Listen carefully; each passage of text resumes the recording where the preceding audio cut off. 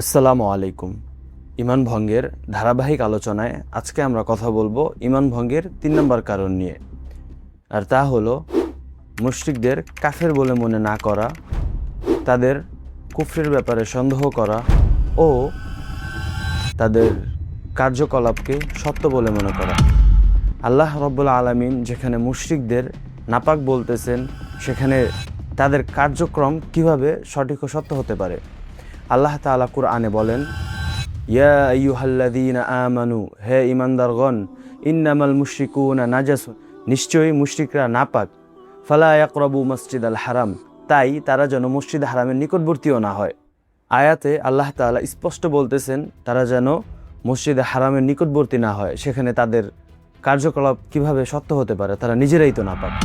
আল্লাহ তাআলা আরও বলেন, আল্লাহ এবং আল্লাহর রাসূল মুশরিকদের থেকে মুক্ত, মুশরিকরা যেই কার্যকলাপে লিপ্ত এইগুলো থেকে আল্লাহ এবং আল্লাহর রাসূল মুক্ত।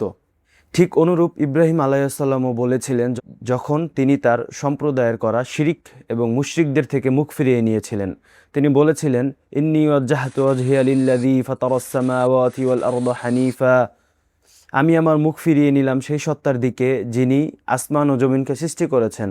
ওয়ামা আনা মিনাল মুশরিকিন, আর আমি এই মুশরিকদের অন্তর্ভুক্ত নই, তারা যে শিরকের মধ্যে লিপ্ত আমি তাদের অন্তর্ভুক্ত নই।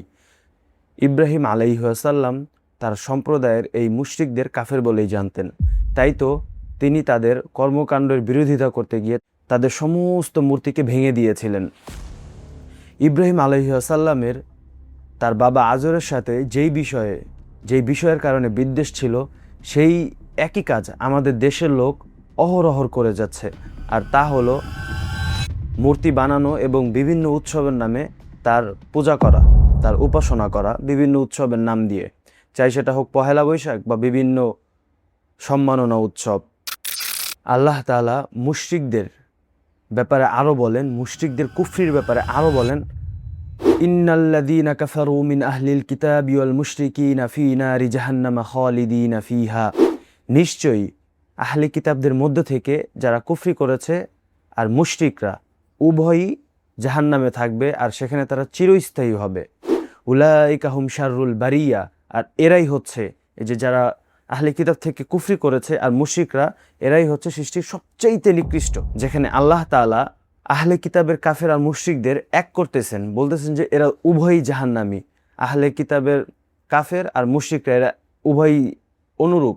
আর আপনি যদি আল্লাহ যেখানে মুশরিকদের কাফের বলতেছেন সেখানে মুশরিকদের কুফরির ব্যাপারে সন্দেহ করেন আর তাদের কর্মকাণ্ডকে সত্য বলে মনে করেন, সেখানে কিভাবে আপনি নিজেকে মুসলিম আর মুমিন দাবি করতে পারেন?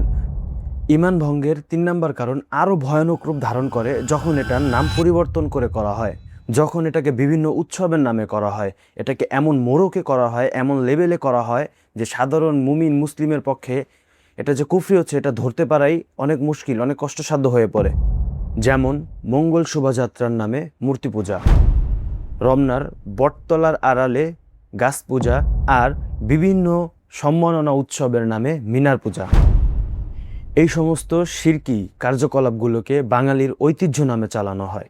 হ্যাঁ, এগুলো বাঙালির ঐতিহ্য হতে পারে, কিন্তু এগুলো মুসলিমের ঐতিহ্য কোনোভাবেই হতে পারে না। মুসলিমের ঐতিহ্য বদর উহুদ খন্দকের ঐতিহ্য, মুসলিমের ঐতিহ্য কনস্টান্টিনোপল বিজয়ের ঐতিহ্য। মুসলিম কখনো কোনো কাফেরের ঐতিহ্য, কোনো মুশরিকদের ঐতিহ্য অনুসরণ করতে পারে না। আল্লাহ তাআলা আমাদের শিরক মুক্ত ঈমান আর বেদাত মুক্ত আমল দান করুক, আমিন।